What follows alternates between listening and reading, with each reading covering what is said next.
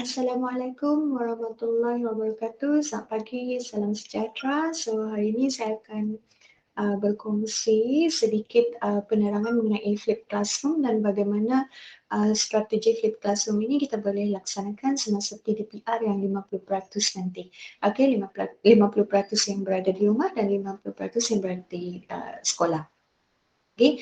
Dan untuk itu tuan-tuan dan puan selepas menonton video rakaman ini bolehlah menjawab soalan kuis yang disediakan dan juga menjawab maklum balas dan mengisi borang maklum balas, dan selepas itu tuan perempuan akan dapat sijil dan juga kehadiran tuan perempuan di dalam aktiviti ini, ya, menyaksikan rakaman video ini dan juga menjawab soalan dan mengisi maklum balas yang diberikan akan dimasukkan di dalam SPL KPM untuk selama 3 jam. Okey, credit hoursnya 3 jam.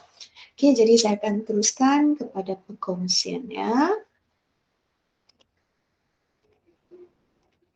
Okay, so ini adalah gambar, okay, yang berkaitan dengan Flip Classroom. Kalau kita lihat gambar ni, dia macam terbalik kan? Okay, jadi kenapa dia terbalik? Okay. Flip Classroom ni juga dikenali sebagai inverted classroom. Ia adalah satu strategi pembelajaran yang berpusatkan murid. Okey, dan sebenarnya ia adalah kaedah yang lama, sudah diperkenalkan semenjak tahun 2000, tetapi 2009 dimula popular selepas diperkenalkan oleh Brookman and Sons. Tetapi di Malaysia dia semakin popular apabila pandemik COVID-19 melanda negara kita dan sesi PDP dilaksanakan secara dalam talian, okay?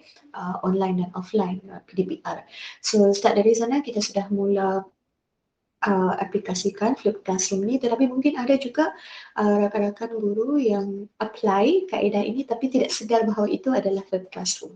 Okey, jadi untuk penerangan perkongsian hari ini saya akan share tentang Flip Classroom.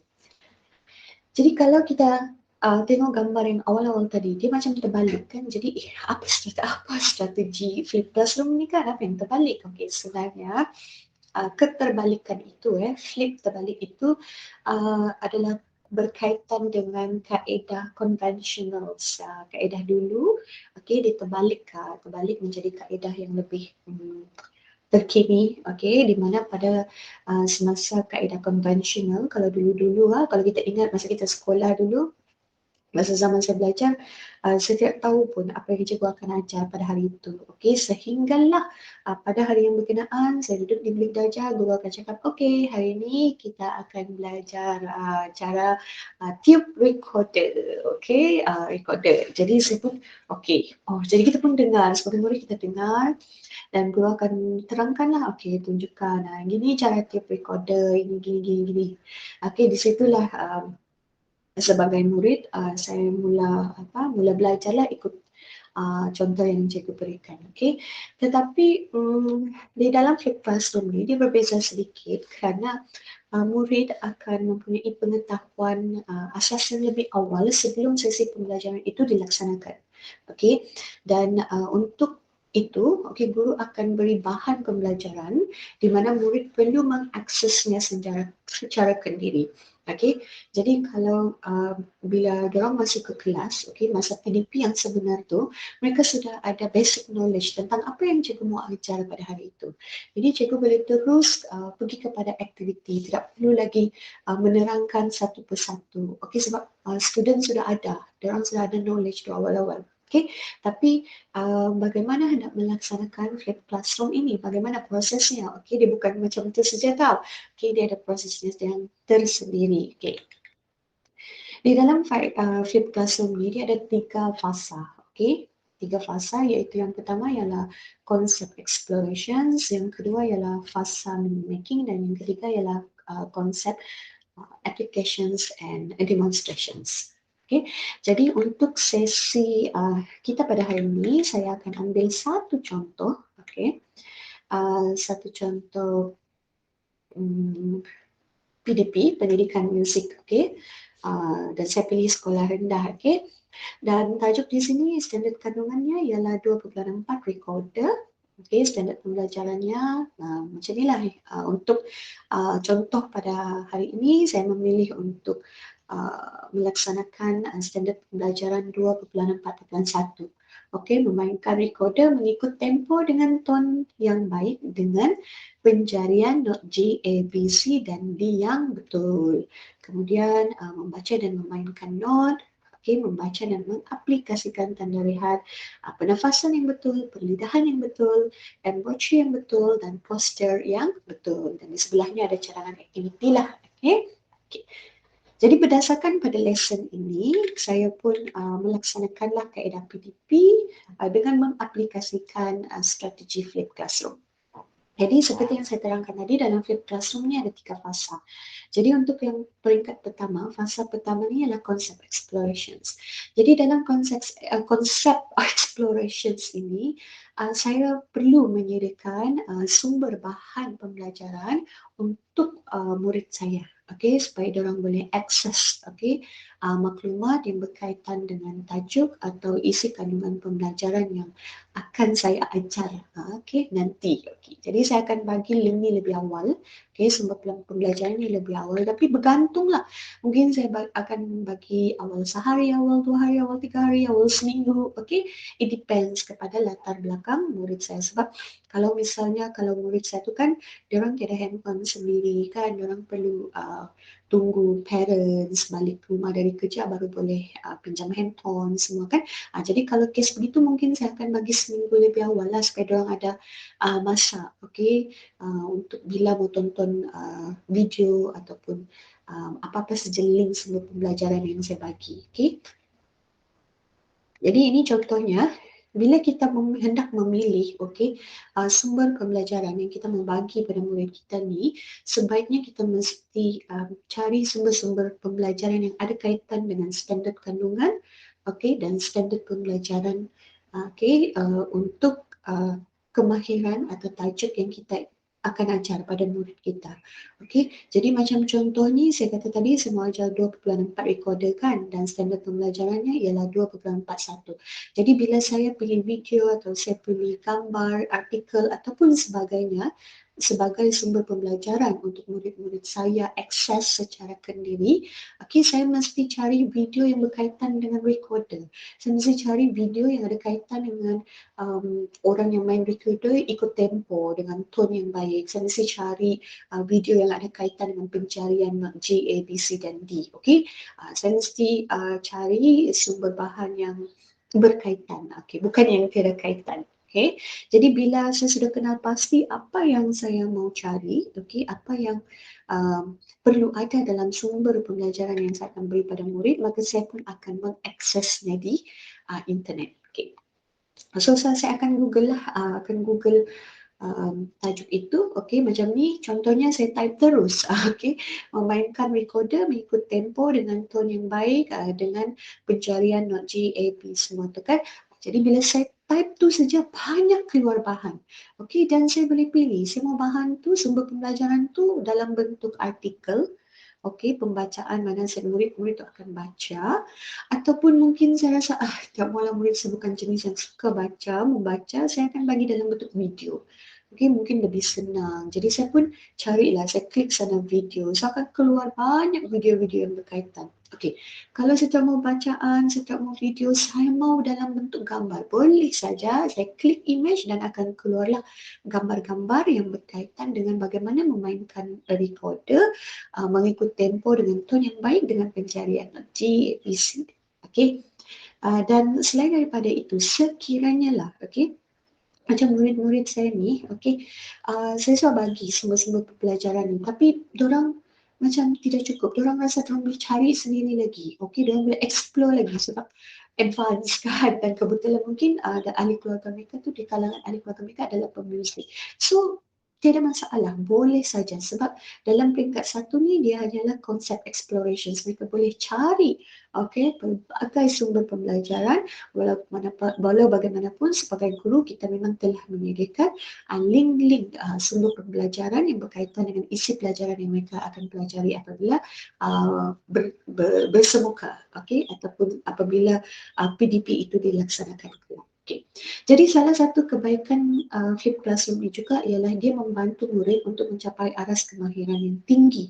Okay. Dan sebagai contoh di sini, kalau kita lihat di bawah ni gambar taxonomy Bloom ya, menunjukkan bahawa apabila Flip Classroom ni dilaksanakan dalam fasa 1 tu saja, okay, before class, okay, mereka sudah berada di tahap kemahiran berfikir di aras rendah dan yang kedua iaitu remembering and understanding. Okay.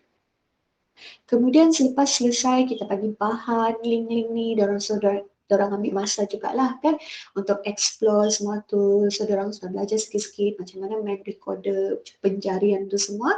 And then bila masuk PDP yang sebenar, okay, di sini akan masuk sudah peringkat yang kedua iaitu meaning making. Jadi bila masuk PDP itu saya pun akan teruslah okay, tanya mereka, okay, apa yang kamu tahu tentang recorder? Okay, siapa yang tahu tentang pencarian. Okey, boleh tunjuk tak cikgu bagaimana memainkan recorder, okey, memainkan alat muzik, tunjukkan pencarian note A, okey, note G, contohnya begitu kan. Jadi dalam proses ini, okey, guru tak perlu lagi macam kalau yang dulu-dulu kaedah konvensional guru terpaksa terangkan, tunjuk lagi, okey, this is how you are doing it, pencarian begini. Jadi it takes time. Jadi Flip Classroom ni dia lebih pantas sebab murid sudah ada basic knowledge tentang apa yang kita mau ajar. Jadi bila masa sesi PDP yang sebenar tu kan guru boleh terus, okay, boleh terus kepada aktiviti, dan aktiviti dalam meaning making ni biasanya adalah aktiviti untuk refleks semula apa yang mereka telah belajar sebelum itu. Okay, itu sebab tu dia disebut sebagai meaning making. Okay, dan di sini juga sebenarnya guru boleh kesan kenal pasti kemahiran, okay, tahap penguasaan asas murid. Okay. Dan kalau guru pada masa ini guru nampak masih ramai murid yang masih terkial-kial dengan penjarian itu, teknik penjarian itu, maka guru boleh buat aktiviti pemulihan. Okay. Guru boleh demo lagi, okay, bimbing lagi mereka. Dan kalau macam guru nampak pelajarnya semua okey sudah, okey, boleh dapat kemahiran itu, maka guru akan teruskan dengan aktiviti pengayaan untuk tambah baik lagi kemahiran yang telah mereka perolehi. Okay. Selain daripada itu, okey, okay, ini contoh, okey, contoh fasa 2 meaning making, okay. Jadi guru boleh soalan-soalan guru tu semasa meaning making tu guru boleh ambil lah daripada di SKP ya, seperti ini, okay. Standard pembelajaran, mungkin guru boleh bagi mereka aktiviti memainkan note, boleh minta mereka membaca dan mengaplikasikan tanda rehat, boleh minta ni macam cadangan aktiviti kan di sini, boleh minta mereka tunjuk demo, okey, pencarian note G atau note A, note B, C dan D. Kemudian kita boleh minta murid tu kita bagi gambar and then mereka menamakan note. Okey, mereka buat tunjukkan demo latihan perlidahan dan sebagainya. Dan aktiviti meaning making ni sebenarnya dia boleh dilaksanakan sama ada secara bersemuka ataupun di dalam talian. Okey, bezanya ialah kaedah ia dilaksanakanlah. Soalan masih sama. Okey, contohnya macam kalau bersemuka, guru boleh bagi kuis kan, macam bagi ni, bagi gambar, and then guru akan tanyalah, namakan note ini. Okay, jadi murid yang di dalam bilik belajar tu boleh terus jawab secara lisan, ataupun mungkin boleh bagi lembaran kerja, mereka jawablah secara tulisan. Tetapi untuk yang berada di rumah, masih lagi soalan yang sama kan, tanya tentang menamakan note. Okay, tapi mereka jawab melalui Google Form, mereka jawab mungkin melalui quizzes atau Kahoot contohnya, okay? Dan begitu juga dengan aktiviti demonstration, okay? Kalau misalnya bersemuka dalam bilik belajar, guru boleh minta murid tu tunjukkan penjarian tu, okay, untuk note G, A, B, C, okay? Tapi yang berada di rumah, okay, mereka boleh ambil gambar, dorang tunjukkan pencarian itu, ambil gambar dan send di grup WhatsApp, Telegram, kan? Boleh ambil video dan sebagainya. Okay, jadi sebab itulah dikatakan Flip Classroom ni memang sangat sesuai untuk PDPR. Sebab dia memang boleh dua-dua, okey? Boleh, maksudnya dua-dua tu boleh bersemuka dan boleh yang di dalam talian lah secara online atau offline. Okay. Kemudian bila mereka masuk di dalam peringkat kedua ni, meaning making ni, aras kemahiran mereka sudah semakin meningkat. Okay, kalau tadi di fasa 1 hanya remembering and understanding, dan di fasa 2 ni mereka sudah apply. Apa mereka faham, apa yang mereka ingat tu mereka apply. Okay, so mereka sudah berada di tahap yang ketiga lah dalam aras pemikiran mereka. Okay. Kemudian yang ketiga ialah fasa demonstrations and applications. Okay, di sini murid akan melaksanakan aktiviti atau tugasan yang lebih beraras tinggi, dan biasanya dalam fasa ini antara aktiviti yang dilaksanakan adalah berupa aktiviti berbentuk penyelesaian masalah, membuat eksperimen, membuat pembentangan, membuat persembahan. Kalau untuk pendidikan muzik, buat show lah, okay? Memainkan alat muzik, membuat persembahan dan sebagainya. Dan pada masa inilah juga akan berlakulah aktiviti perbincangan, soal jawab, okay, rumusan, di mana tidak lain tidak bukan semua aktiviti ini akan membantu murid untuk mencapai aras kemahiran tinggi seperti menganalisa, menilai dan juga mencipta. Okay, ini adalah demonstrations ni lah. Okay, mereka boleh tunjukkan kan cara meniup buat persembahan lah, okay, dengan recorder, menggunakan recorder, dan di dalam persembahan itu mereka akan membaca dan memainkan not penjarian G, A, B, C dan D dengan betul. Okay. Kemudian sebenarnya dalam masa yang sama jika itu berlaku, guru juga akan dapat mencapai standard pembelajaran untuk 2.4.2 tau, iaitu memainkan melodi counter dengan mengaplikasikan pengetahuan dan kemahiran pembacaan skor muzik. Okay, jadi kesimpulannya dalam Flip Classroom ni dia ada 3 asas ni. Okay, dia sentiasa berkitar, okay, dia berpusing. Okay, contohnya macam konsep exploration. Lepas kita bagi konsep exploration, mereka ada meaning making. Okay, after meaning making, dia akan masuk demonstrations and applications. Dan di masa-masa demonstrations and applications ni, mereka akan buat persembahan kan. Jadi masa persembahan tu akan berlakulah sesi soal jawab dan sebagainya, perbincangan. Dan di situ akan mewujudkan lagi satu konsep explorations. Sebab tu dia ada kitaran. Perkataannya, kitaran.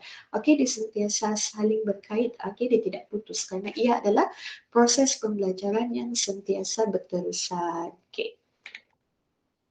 Okay, selesai untuk Flip Classroom. Jadi berikut ada beberapa soalan yang sering kali ditanya oleh guru-guru mengenai Flip Classroom.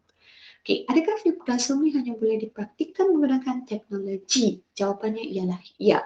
Okay, konsep asas Flip Classroom kita perlu menggunakan teknologi. Okay.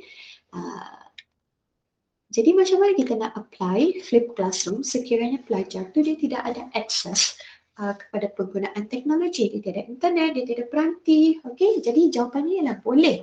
Masih boleh dengan cara guru memberi tugasan awal itu. Okey, saya bagi contoh macam ini berdasarkan pengalaman beberapa orang guru yang melaksanakan Flip Classroom, tapi isunya di sini pengalaman ini berlaku sebelum pandemik. Okay?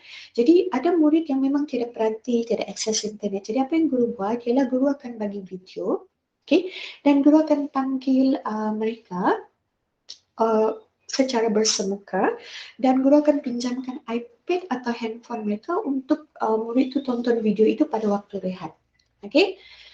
Dan ada juga guru yang bekerjasama dengan guru Bistari, di mana pada waktu rehat manual komputer akan dibuka dan murid boleh mengakses atau menonton video berdasarkan link yang diberikan pada waktu rehat di manual komputer sekolah. Okay. Jadi kalau macam masa sekarang ni kan, PDPR contohnya kan, so antara yang mungkin guru boleh laksanakan ialah memberi lebih awal, macam saya kata tadi, it takes time untuk orang mungkin share handphonenya, dapat internet mungkin di luar kan, di balai raya kampung atau sebagainya. Dan boleh juga kalau guru itu boleh print. Misalnya benda tu dalam bentuk gambar, macam video susah sikit lah kan.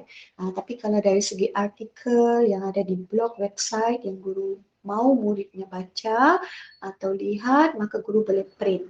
Print bahan tu dan bagi pada murid. Jadi di sini semua murid akan berpeluang untuk mendapat maklumat yang sama. Cuma cara mereka dapat maklumat itu adalah berbeza. Okay. Bagaimana pula kalau bahan, bahan itu tidak ada di internet. Maksudnya cikgu mau cari video, tapi video yang cikgu perlukan kan tidak ada.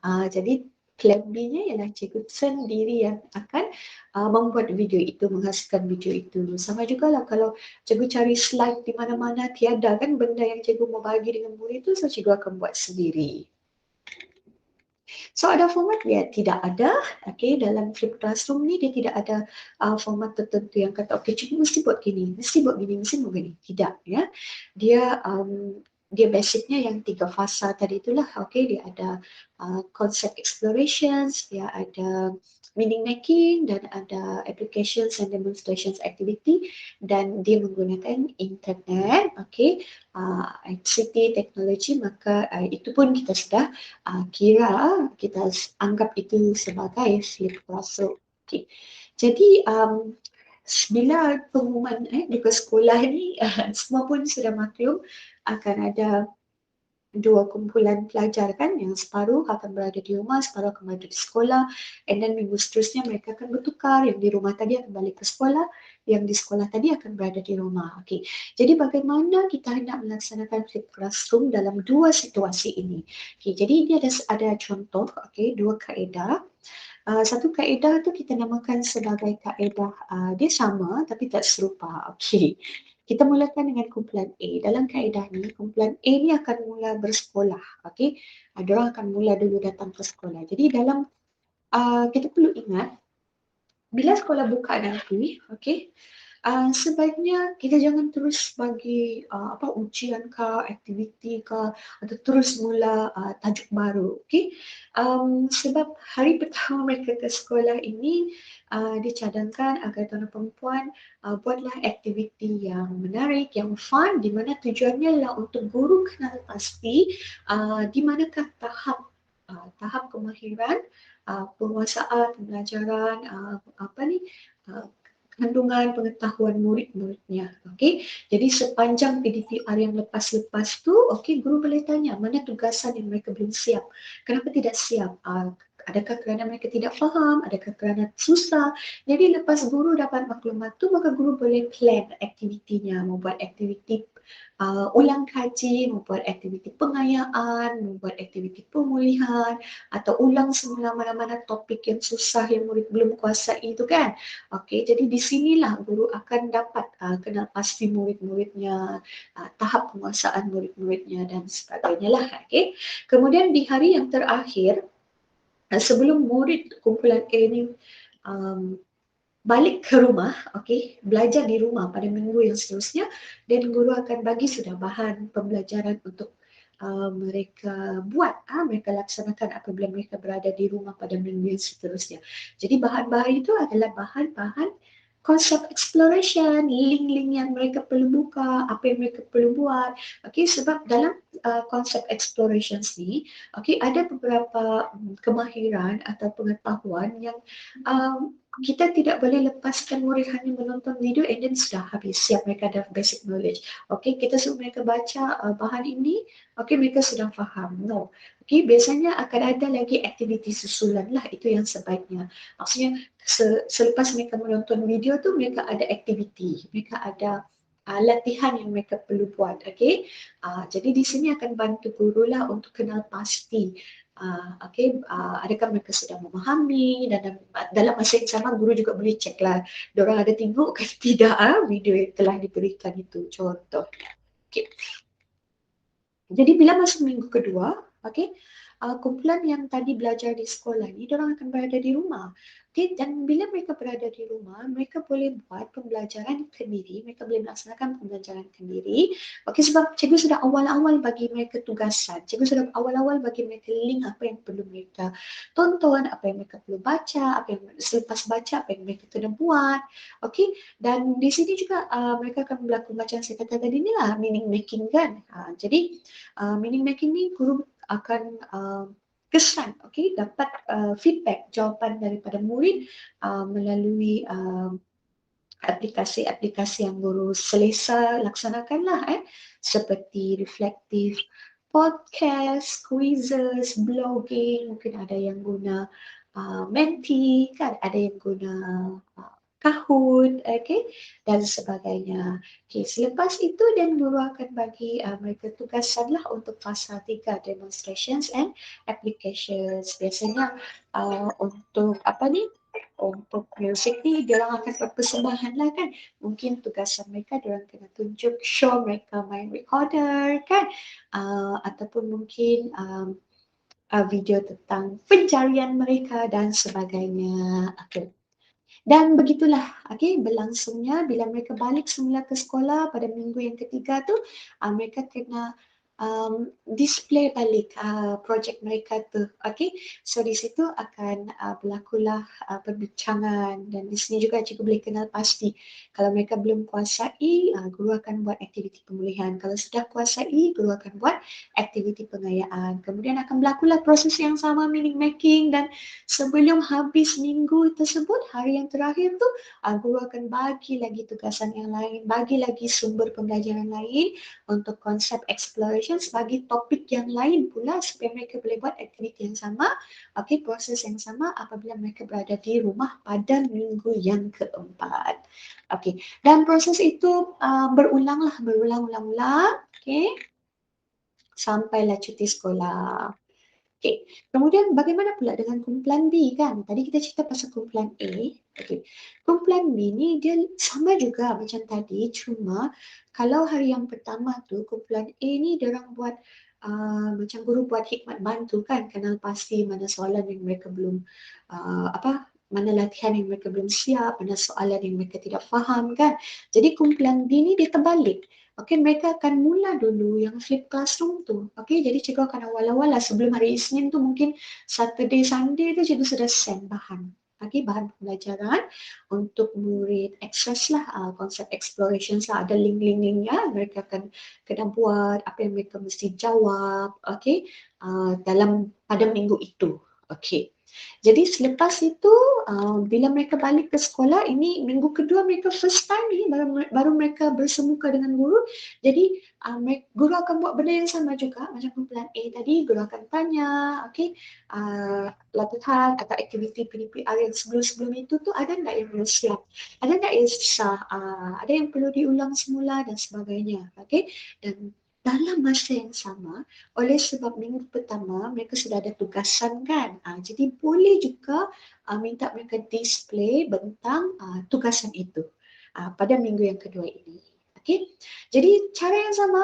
Okay, hari terakhir guru akan bagi lagi sumber pembelajaran. Okay, konsep untuk konsep exploration, okay, berbentuk link-link dan sebagainya lah. Kalau ada yang modul tu mungkin boleh guna modul juga. Okay, dalam modul tu adalah diberi arahan tugasan dan link-link yang mereka perlu explore. Okay, dan mereka di rumah mereka buat yang sama juga, dan balik ke sekolah proses yang sama juga, berulang-ulang sampailah cuti sekolah. Okay, kaedah yang kedua kita namakan sebagai kaedah serupa tapi tak sama. Okey, dalam kaedah ini, okey, kumpulan A ataupun kumpulan B yang berada di sekolah dengan berada di rumah akan buat aktiviti yang sama. Okey, kalau yang di sekolah guru buat hikmat bantu, di rumah pun guru buat hikmat bantu. Cuma caranya berbeza sebab di sekolah guru boleh buat hikmat bantu tu secara lisan bersemuka, tapi yang berada di rumah guru mungkin boleh buat hikmat bantu secara dalam talian. Okey, jadi cikgu pun boleh gunalah, sama ada voice chat direct kan, terus murid akan cakap, cikgu saya tak faham bahasa, tak pandai tu macam mana tu pencarian not G contohnya. Okey, jadi guru pun nanti okey, Tunggu habis dulu, habis 5 hari ikut luar waktu kan. Jadi masa yang senggang tu guru akan respon baliklah jawapan soalan-soalan murid yang ada di dalam grup tu. Okay, so dia akan demo lah, demo begini Pak Amin, begini Suri buat pencarian tu contohnya. Okay, and then hari yang terakhir guru akan kongsi konsep explorations untuk tajuk yang seterusnya, dan berbentuk link dan sebagainya lah. Kalau yang bersemuka tu guru akan bagilah by hand kan, tapi kalau yang dalam rumah tu guru akan send lah through kan sekolah semua kelas ada grup masing-masing kan. Kemudian minggu kedua kumpulan A ni di rumah, kumpulan B di sekolah. Jadi walaupun yang berada di rumah, dia ada yang berada di sekolah, tapi mereka tetap buat aktiviti yang sama. Kalau yang di rumah, guru bagi kuis untuk check lah kan sejauh mana tahap penguasaan mereka, adakah mereka sudah capai kefahaman semasa mereka membuat explorations itu. Jadi mungkin cikgu akan bagi soalan, tunjukkan pencarian demo pencarian untuk not G. Guru pun murid pun tunjuk. Tapi di rumah, mereka akan buat juga benda yang sama, tapi mereka dah boleh tunjuk live lah, kecuali guru buat Google Meet. Tapi kalau guru buat offline, mereka kena send gambar lah dan guru akan respon. Dan begitu juga dengan tugasan, bila yang di rumah, mereka kena buat persembahan, mereka akan send melalui video. Kecuali kalau guru buat Google Meet, mereka akan buat live show lah kan. Tapi kalau yang berada di bilik darjah tu yang bersemuka, mereka boleh buat persembahan langsung dengan guru. Dan sekiranya guru itu mempunyai kelebihan, dia memang tera IT dan dia ada peranti yang canggih-manggih ni kan, dia boleh saja buat live classroom.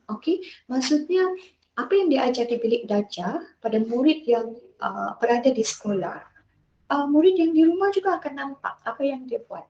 Dia akan buat live. Jadi sama-sama belajar. Jadi kalau murid di dalam kelas tu menjawab, murid di rumah pun boleh jawab juga live. Secara langsung. Why not? Kan bagi mereka yang ada kemahiran ke arah itu. Dan prosesnya akan sama, berulang sehinggalah sekolah ditutup. Jadi ini ada satu contoh bagaimana kita merancang PDPR, PDP. Jadi macam biasalah, tarikh, subjek, tajuk, masa, objektif pembelajaran, kriteria kejayaan ini fix. Untuk aktiviti, kita boleh tulis untuk yang berada di rumah dan yang berada di sekolah, dalam satu lesson. Jadi ini contohnya lah. Kalau untuk konsep explorations ni kita tahulah dia memang sama lah kan, memang murid-murid akan buat eksplorasi konsep mengenai pencarian not G, A, B, C dan D yang betul melalui bahan pembelajaran Kediri berdasarkan link-link berikut. Senaraikanlah link tu. Jadi nak kira lah dia di rumah kah, dia di sekolah kah, untuk konsep explorations dia memang sama sebab dia akan buat di luar sekolah. Dan fasa kedua, meaning making, ini akan ada sedikit perbezaan. Macam contohnya di sini, kalau bersemuka, murid-murid tu akan menjawab soalan lisan guru. Mengenai contoh soalan, tunjukkan cikgu pencarian not G yang betul. Tapi dalam talian, murid-murid mungkin akan menjawab kuis di dalam talian. Cikgu bagi gambar, lepas tu mereka pilihlah mana satu gambar yang menunjukkan pencarian not G yang betul. Jadi soalan dia sama tau. Kita menguji kefahaman yang sama. Mereka tahu atau tidak pencarian not G yang betul. Cuma cara mereka menyampaikan respons itu berbeza. Kemudian selepas itu guru akan menerangkan isi pelajaran. Kemudian masuk fasa 3, fasa demonstrations and applications. Kalau di sekolah dia orang buat aktiviti apa? Kita tulislah. Kalau di rumah dia buat aktiviti apa? Tapi aktiviti itu sebenarnya tidak beza tau. Cuma cara kaedah mereka menyampaikan hasil aktiviti mereka tu akan sedikit berbeza. Dan sini ada satu contoh. Kalau lah semasa pembentangan, kalau di sekolah, mereka boleh jawab antara murid dengan murid atau murid dengan guru. Tetapi sebenarnya pembentangan dan sesi soal jawab secara online ni juga boleh dibuat melalui Google Meet. Okey, tapi kalau offline pula macam mana? Kalau melalui video, sebab kita tetap mau juga ada sesi soal jawab kan? Boleh saja, cuma sesi soal jawabnya adalah berbentuk terancang. Maksudnya cikgu sudah awal-awal list kan soalan-soalan yang perlu dikemukakan kepada murid, dan soalan-soalan ini akan dikemukakan oleh ibu bapa kakak atau abang atau siapa-siapa saja dalam ahli keluarga tersebut. Jadi murid itu akan menjawab. Jadi tetap juga akan berlaku soal jawab di situ. Okey, kemudian seterusnya adalah aktiviti yang menjurus kepada aras yang paling tinggi, iaitu mencipta. Jadi mereka akan membuat persembahan. Jadi sama juga di rumah dia tetap akan buat show guna recorder, okey. Kemahiran yang sama di sekolah pun tetap sama. Cuma macam saya kata tadi, cara mereka menyampaikan persembahan itu berbeza. Okey. Okey, itu saja. Sekian dan terima kasih. Jangan lupa selepas menonton rakaman ini, jawab kuis yang diberikan, isi maklum balas. Di situ ada ruangan kan, kalau ada soalan atau apa, boleh saja tulis di situ. InsyaAllah saya akan jawab secepat mungkin. Dan semoga perkongsian ini akan dapat membantu tuan-tuan dan puan-puan semua. Itu saja. Assalamualaikum dan terima kasih.